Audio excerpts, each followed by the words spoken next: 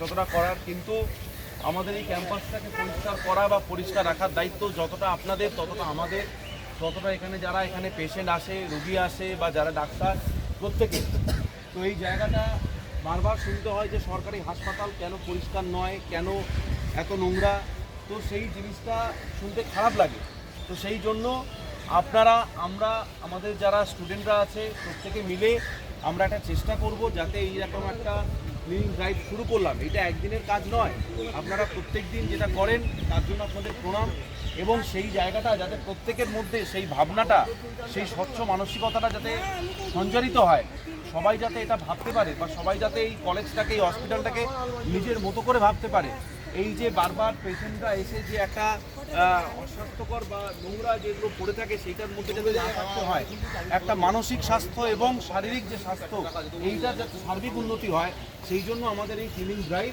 এবং সেই জায়গা থেকে আমরা শুরু করছি। তবে এটা একদম পরিষ্কার কথা বলতে চাই যে এটা শুধুমাত্র একদিনের কাজ নয়, এটা আমাদের দৈনন্দিন প্র্যাকটিসের মধ্যে রাখতে হবে, যাতে হসপিটাল প্রেমিসিস, জায়গা, ward, each and every place যেখানে পড়ানো হয়, যে জায়গায় কাজগুলো হয়, প্রত্যেকটি জায়গাকে যারা আছেন এইখানে যারা আছেন একটা কথা মন দিয়ে শুনুন।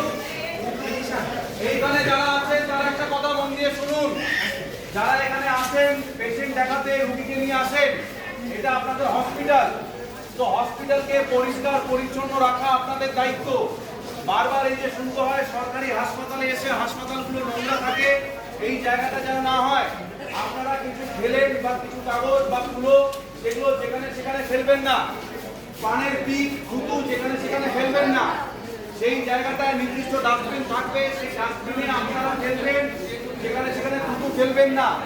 এটা আপনাদের অনুরোধ।